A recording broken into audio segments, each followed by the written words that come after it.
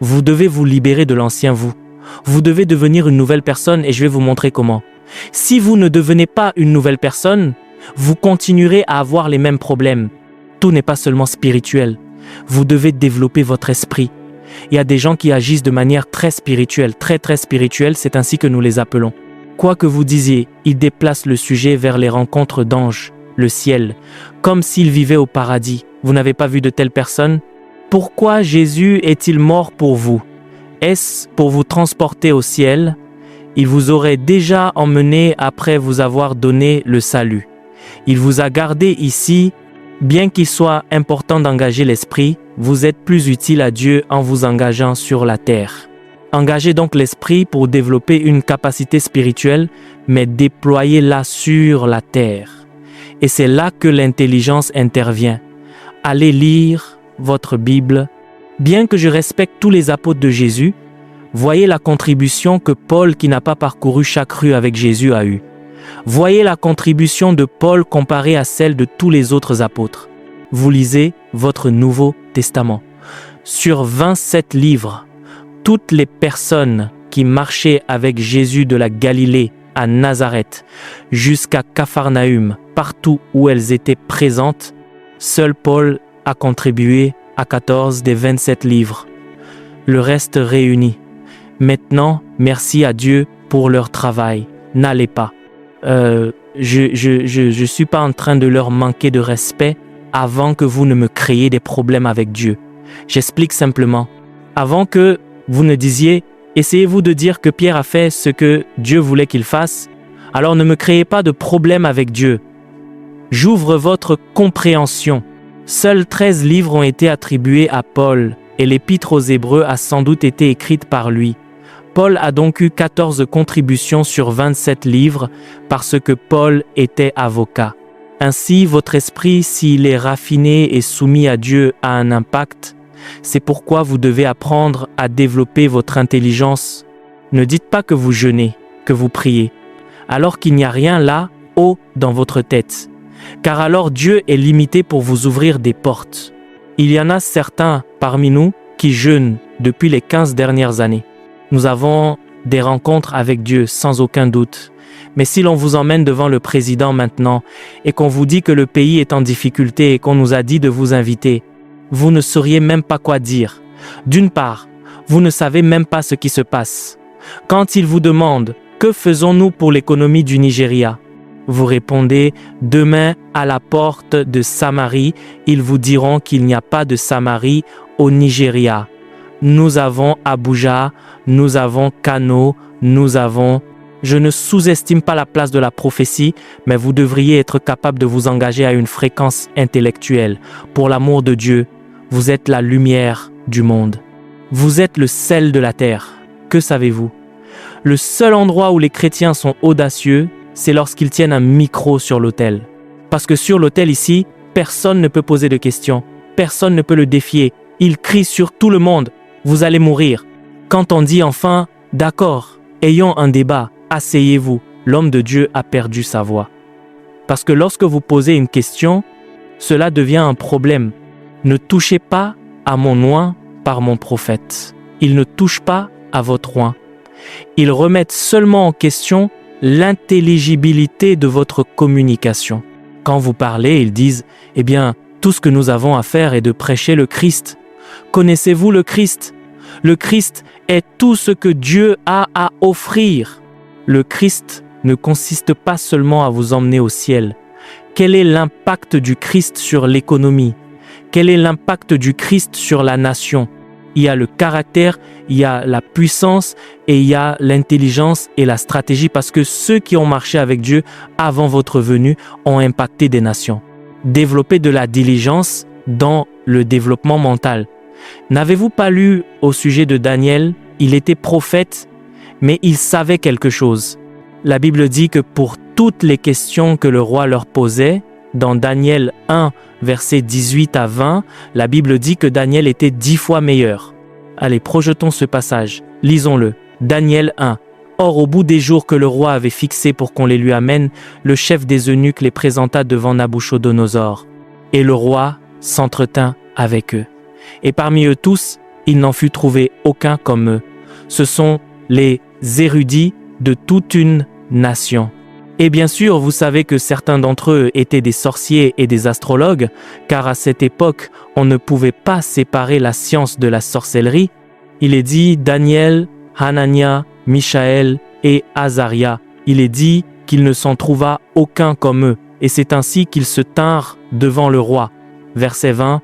Et dans toutes les questions de sagesse et d'intelligence sur lesquelles le roi les interrogeait, il les trouvait 10 fois supérieurs à tous les magiciens et astrologues qui étaient dans tout son royaume. S'il vous plaît, sachez quelque chose. Ne soyez pas le banquier qui commet toutes les erreurs. Ne soyez pas le médecin qui commet toutes les erreurs. Ne soyez pas celui-là. Ne soyez pas l'homme d'affaires dont toutes les stratégies échouent. Non, vous avez un esprit d'excellence. Daniel a maintenu ce record à Babylone. Dans Daniel chapitre 5, vous lisez à partir du verset 11. Voyez le témoignage de Daniel.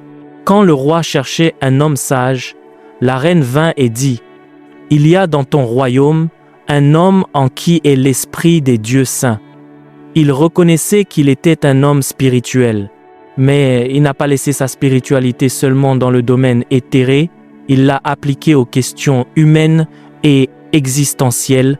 Elle a dit, « Et au jour de ton père, on trouva en lui des lumières, de l'intelligence et une sagesse pareille à la sagesse des dieux. » Et elle dit que le roi Nabuchodonosor, ton père, le roi, dis-je, ton père, l'établit chef des magiciens, des astrologues, des chaldéens et des devins.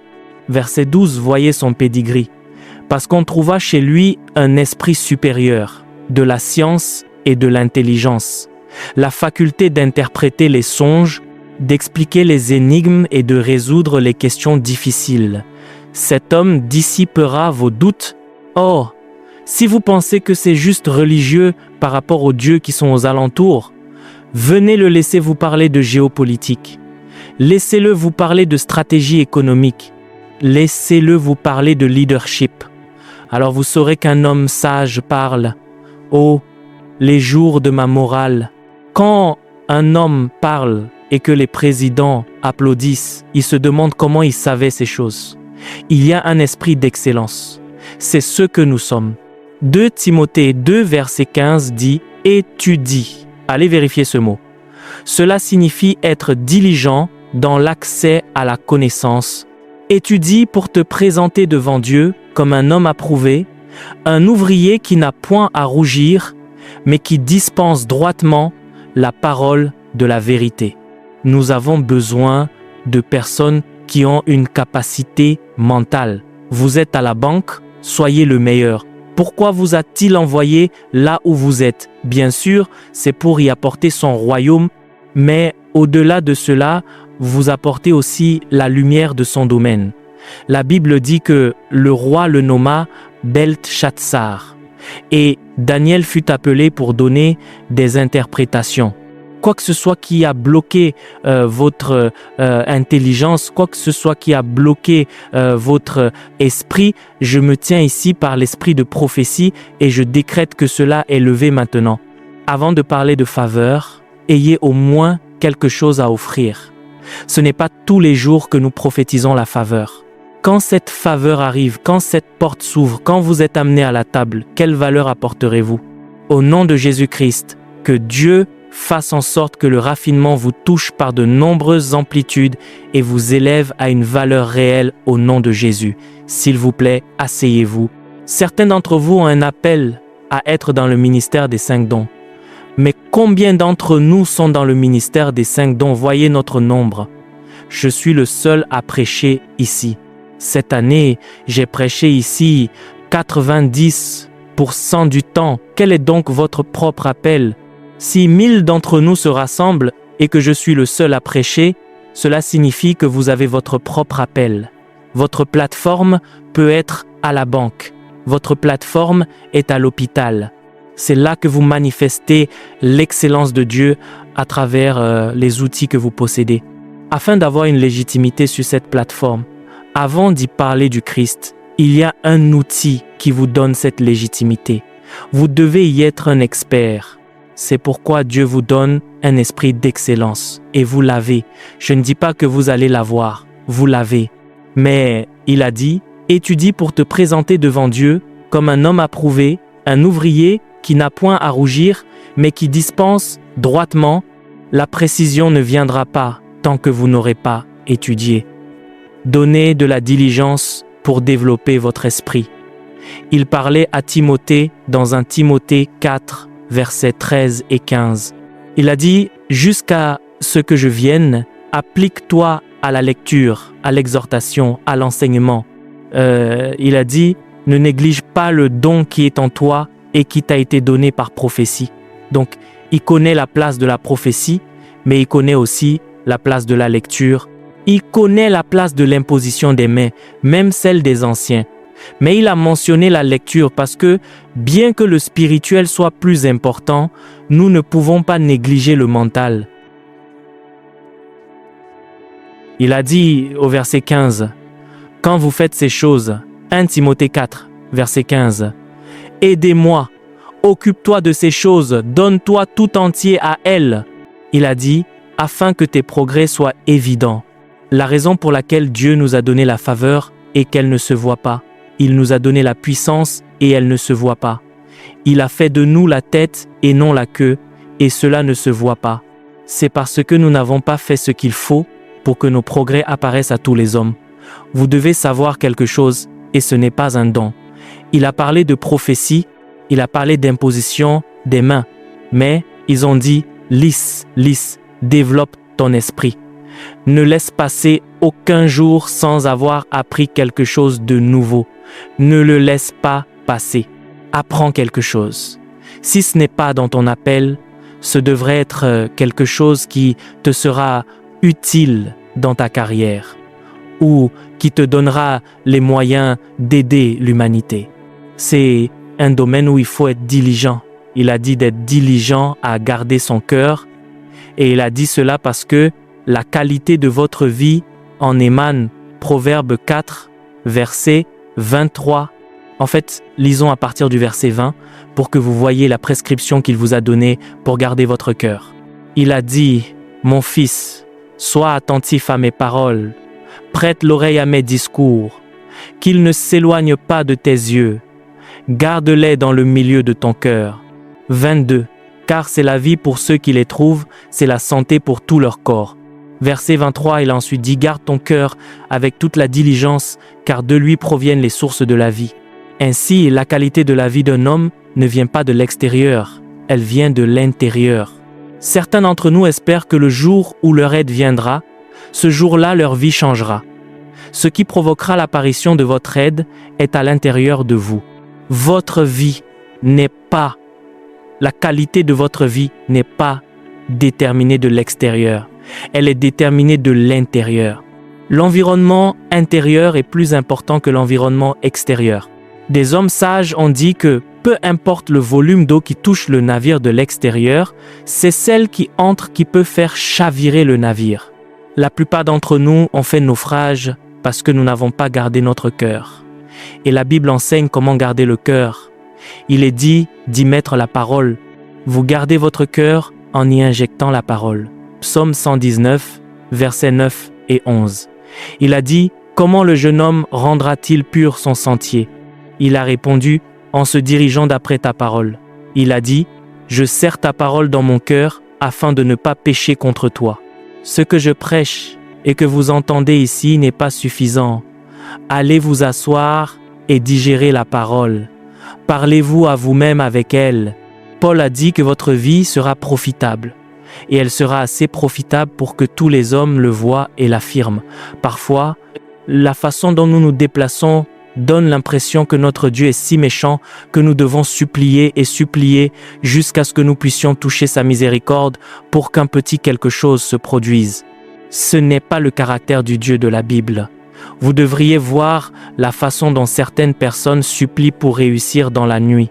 Elles sont nues comme si elles étaient des astrologues. Elles se tiennent devant la lune. « Père, regarde-moi tel que je suis. » On se demande où elles ont lu ces choses. Elles versent du sel dans l'eau. Elles y versent de l'huile. Elles disent que c'est une action prophétique. Elles se baignent avec pendant 21 jours de l'huile, pour que l'huile vienne sur leur vie. Ne vous laissez pas détourner de la simplicité de l'Évangile. Au moment où je vous parle, il est important de prier. Il est important d'être à l'abri des distractions et de se concentrer sur Dieu. Mais au moment où je vous parle, il y a des gens qui sont sur la montagne et on leur a dit d'y rester pendant 120 jours et qu'ils ne boiront de l'eau qu'à 10 heures du soir ou à minuit. S'ils manquent une fois, il y a un problème. Ils recommenceront tout le processus. Et ils sont censés se baigner avec de l'huile d'onction qu'ils ont achetée dans un endroit particulier chaque jour sans faute, afin que leur prospérité, que le Satan qui détient leur prospérité la libère. Il y a une place pour l'action prophétique.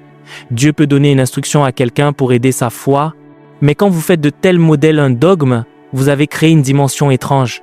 Je ne dis pas que Dieu ne peut pas vous dire d'aller jeûner pendant 120 jours pour faire ce qu'il vous demande de faire tant que ce n'est pas immoral. Mais certains de ces modèles rigides ne créent que de l'ignorance. Gardez votre cœur. Dieu nous a donné tout ce qui contribue à la vie et à la piété. Mais il nous a invités à être diligents pour y accéder, car cela montre la maturité, cela montre la foi, cela montre l'enthousiasme et la volonté de recevoir ce qu'il a prévu pour nous. Votre vie est plus importante que ce que vous pensez. Et Dieu a prévu suffisamment pour que vous soyez pertinent. Ne laissez aucun démon vous faire sentir que ce qu'il fait est plus important ou puissant que ce que Dieu a fait. Ne laissez aucun homme vous faire sentir que, à moins qu'il ne vous approuve, vous ne parviendrez à rien. Toutes ces choses sont secondaires et non pertinentes. Dieu ne remettra pas votre destinée entre les mains d'un homme pour que cet homme devienne un second Dieu sur votre vie. Dieu utilise les hommes pour bénir. Dieu utilise les hommes pour élever. Mais je peux vous dire avec toute assurance qu'aucun homme n'est votre Dieu. Si vous échouez parce que vous l'avez choisi. Et vous le choisissez soit par vos actions, soit par votre inaction. Si vous vous décidez aujourd'hui, votre vie peut changer parce que tout ce dont vous avez besoin pour vivre une vie glorieuse est juste là en vous, là où vous êtes assis. Mais il a dit, en y apportant toute diligence. Certains d'entre nous sont en retard dans la vie parce que nous sommes des gens amers. Certains d'entre nous sont en retard dans la vie parce que nous ne pardonnons pas. Vous pouvez énumérer les 35 personnes qui vous ont offensé au cours des 15 dernières années. Vous connaissez la date, vous connaissez l'heure de l'offense. Et quand vous en parlez, le venin qui sort de votre esprit, ce sont les choses que vous hébergez depuis 15 ans. Comment pouvez-vous vous élever? Dans quel autre domaine la Bible nous a-t-elle ordonné d'être diligents dans la paix et l'unité? Travailler pour la paix et l'unité. La Bible nous a encouragés à être diligents, à presser, à combattre, à insister sur la paix et l'unité, car, voyez-vous, notre héritage s'appelle le patrimoine commun de Sion. Il y a des choses que nous avons en tant qu'individus, mais certaines des plus grandes richesses et des plus grands accès que nous avons sont un héritage collectif. Donc, si nous commençons à nous battre entre nous, à nous entredéchirer comme des chiens, il y a des dimensions de Dieu qui seront perdues dans notre génération. Ainsi, la Bible dit, autant que cela dépend de vous, poursuivez la paix. C'est un domaine où il faut être diligent. Ne faites pas partie de ceux qui déchirent les gens. Ne faites pas partie de ceux qui calomnient. Ne faites pas partie de ceux qui veulent la chute des autres. Tout en défendant la vérité, plaidez pour la justice. Veillez à ne pas transformer la défense de ce qui est juste en calomnie des personnes, car la limite est mince. Éphésiens 4, verset 3. Vous efforçant, ce mot signifie aussi diligence, vous efforçant de conserver l'unité de l'esprit par le lien de la paix. Et au cas où vous ne sauriez pas pourquoi c'est important, il est allé plus loin au verset 4, 5 et 6 pour vous montrer pourquoi vous n'avez aucune identité en dehors de nous tous. Je suis un apôtre parce qu'il y a un corps du Christ. Je ne suis pas un apôtre de manière isolée. Vous êtes un saint parce qu'il y a un corps du Christ. Vous n'êtes pas un saint de manière isolée. Donc, tout ce que vous avez est en partie dû à ce que nous sommes. Avez-vous déjà vu un œil fonctionner de manière suspendue et autonome? Il n'y a pas d'œil sans corps. Peu importe la pertinence de l'œil, sa pertinence est liée à sa connexion au corps. Retirez l'œil du corps, il meurt. Allez retirer le cœur de quelqu'un en disant que le cœur est très important ou le foie qui est le plus gros organe interne.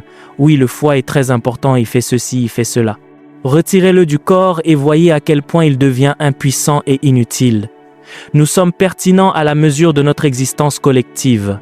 L'orgueil que Satan a mis dans la tête des gens aujourd'hui, qui pensent qu'ils sont tout à fait importants et que personne d'autre ne l'est, vous plaisantez? Il y a des domaines que vous ne pouvez pas toucher.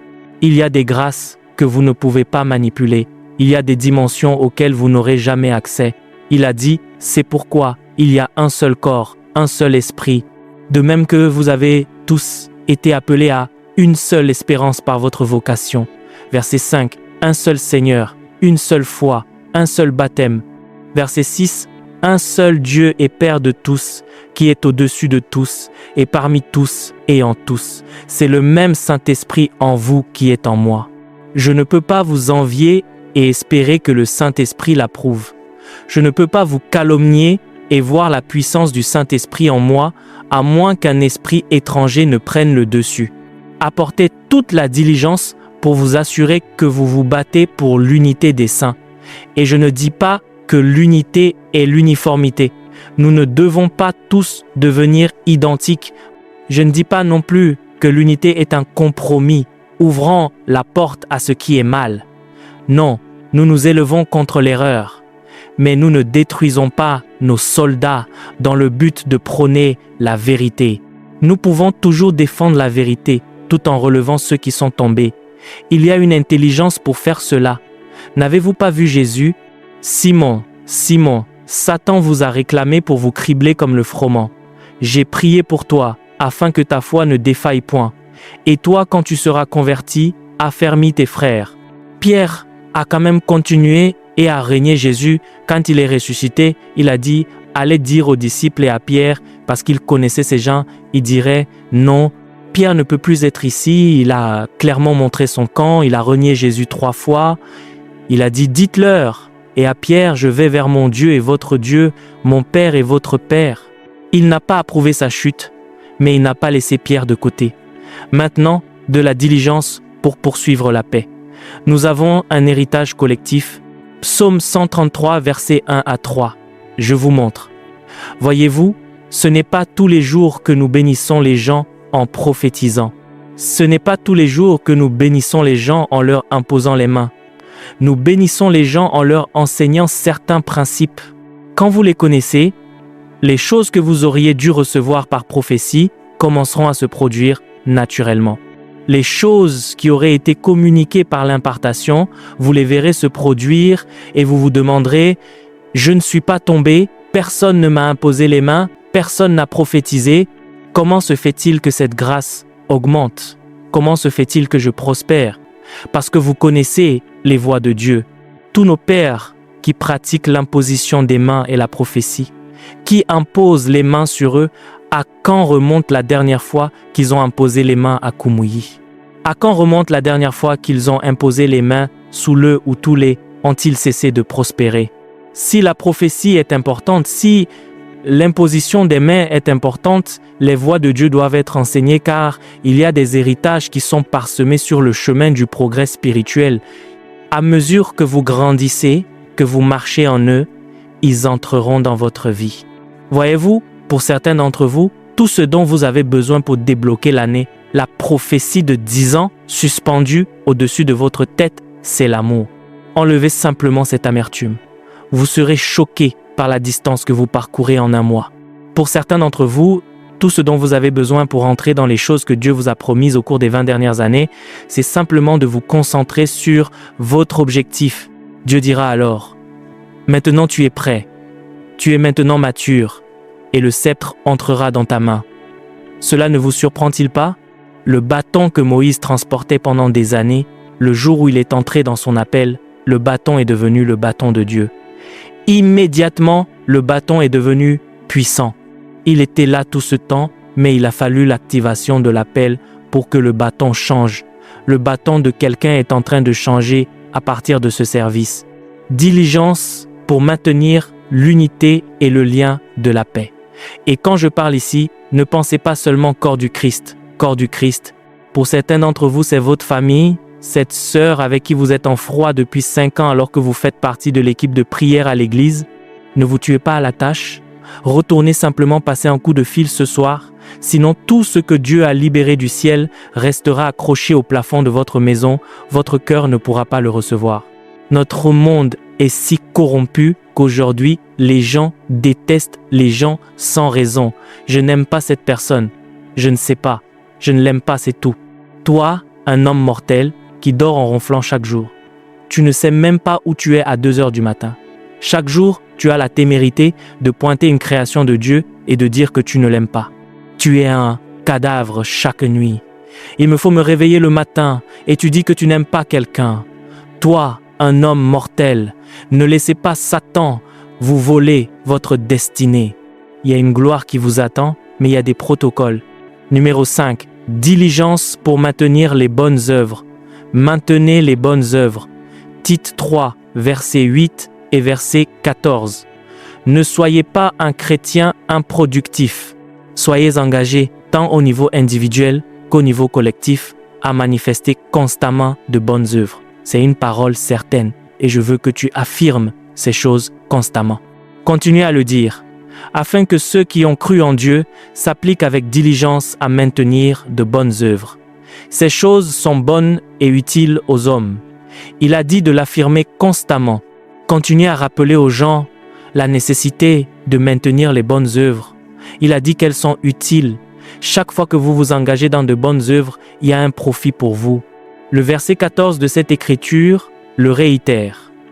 Il faut que les nôtres aussi apprennent, tous ceux qui font partie de nous, à pratiquer de bonnes œuvres pour subvenir aux besoins pressants, afin qu'ils ne soient pas sans fruit.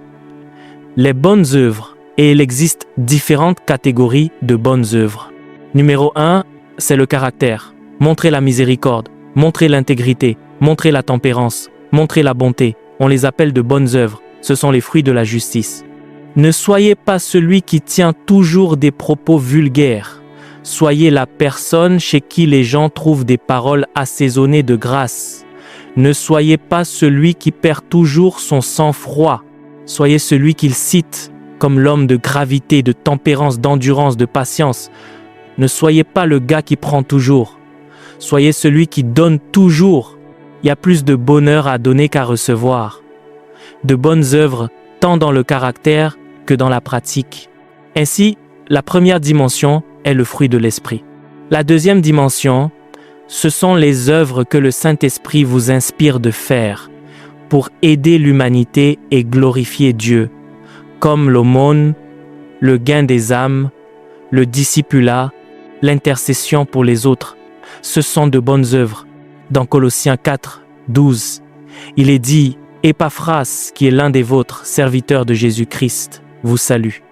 Il ne cesse de combattre pour vous dans ses prières, afin que vous persistiez comme des hommes faits, pleinement convaincus dans tout ce que Dieu veut. » Ainsi, la raison pour laquelle quelqu'un n'est pas tombé dans le péché n'était pas parce qu'il était fort, un autre frère a prié pour lui.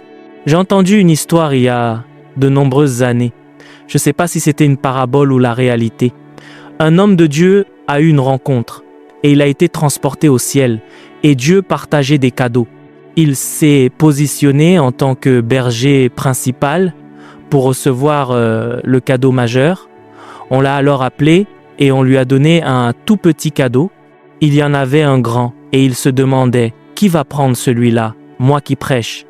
Ils ont dit « Prêchez quoi? Une onction vient sur toi, tu prêches. »« Mon vieux, qu'est-ce que tu fais ?» Une vieille veuve s'est avancée et ils lui ont donné le plus grand cadeau. Le gars a commencé à contester au ciel et à dire « Non Seigneur, comment ?» Ceci est sa rencontre. Comment? Pourquoi? Pourquoi? Pourquoi? Ils lui ont alors donné une vision. À chaque service, la veuve arrive 2 heures à l'avance et nettoie chaque chaise. Et pendant qu'elle nettoie, elle dit « Seigneur, bénis cette personne. Seigneur, donne-lui une rencontre. Seigneur, visite celui-ci. Seigneur, » et chaque siège avait une prophétie. Chaque siège avait une prophétie. Et elle a fait cela pendant de nombreuses années. Ainsi, quand les gens viennent à l'église, ils repartent avec une prophétie que la femme a déposée sur le siège en les attendant.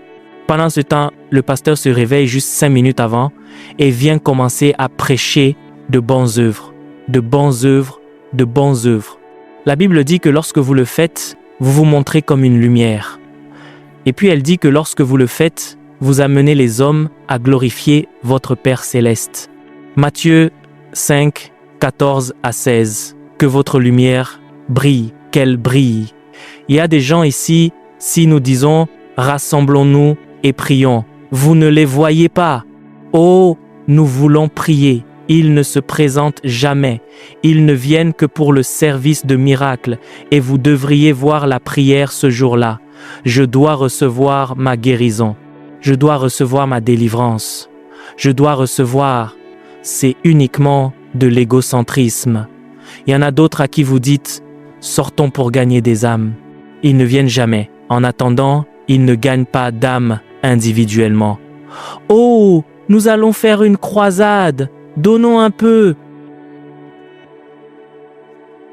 Ils ne sont pas là.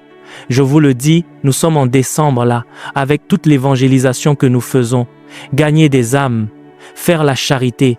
Il y a des gens ici qui n'ont pas donné un seul naira depuis janvier. Vous n'êtes pas l'homme le plus pauvre du monde.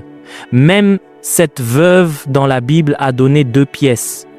Pas de bonnes œuvres, ni au niveau individuel, ni au niveau collectif. Le samedi, ils sont fatigués, ils ne peuvent pas se réveiller pour rejoindre l'équipe d'évangélisation. Quand vous irez au ciel, quelle sera la base de votre récompense? La Bible dit que vous devriez être diligent dans les bonnes œuvres. Soyez diligent dans les bonnes œuvres. Cela procure des bénédictions. Il est dit que c'est utile aux hommes. Je ne sais pas si vous êtes un ange, mais si vous êtes un homme, la Bible dit que l'un des moyens d'entrer dans le profit est d'être diligent dans les bonnes œuvres. D'abord par le caractère, ensuite par les actes.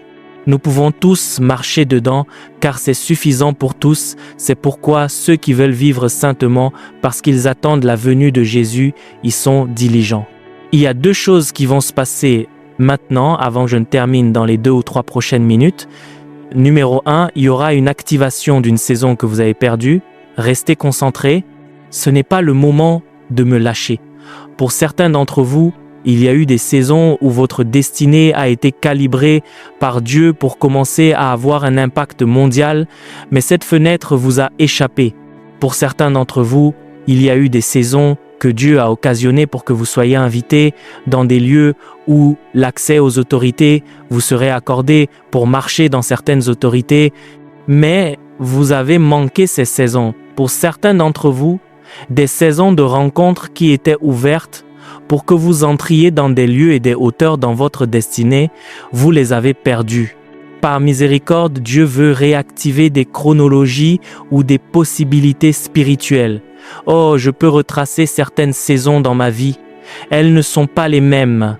Même les gens autour de vous verront des choses. Ils sauront que vous avez bougé. Oh mon Dieu.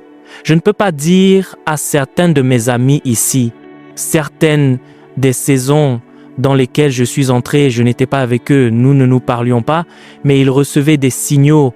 Mon ami Godwin a eu une rencontre lors d'une de mes saisons de prière et de jeûne. Il marchait avec moi et soudain il a vu des ailes se poser sur moi et j'ai disparu dans les cieux. Il se demandait ce qui se passait, il courait pour me rattraper, mais parce qu'il a commencé à courir, 2 ailes sont venues aussi pour lui et il a commencé à léviter et il est allé de plus en plus haut. Les saisons ne sont pas les mêmes. Monsieur, pour certains d'entre vous, il y a eu des saisons où Dieu voulait vous donner du volume.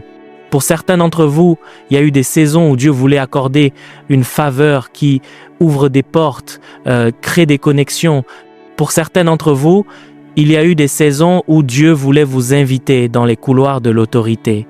Mais il n'y a pas eu de diligence. Le Saint-Esprit vous a sollicité pour la prière, sollicité pour le jeûne, sollicité pour l'étude. Mais vous avez écourté cela, vous avez écourté cette dimension, vous avez éteint l'esprit. Ce soir, la miséricorde est revenue. Saison d'éveil, saison de rencontre, saison de portes ouvertes, saison de cieux ouverts, saison d'accès. Où que vous vous teniez en ce moment, par l'autorité de cette déclaration, par l'autorité de ce message, par l'autorité de cet envoi. Oh mon Dieu, les huissiers, c'est l'heure. Il y en a 7 ici, de manière très agressive. Une saison d'éveil, des manteaux apostoliques, des grâces prophétiques, des dimensions de leadership, des puissances pour commander les ressources. Où que vous vous teniez, allez, maintenant. Je viens à vous comme quelqu'un envoyé par la voix de l'Esprit du Seigneur. Que cet éveil vienne sur vous maintenant. Touchez-moi, guerriers, revêtez vos manteaux, portez vos sceptres, entrez dans vos ordinations, prenez vos vêtements, recevez vos ailes pour voler,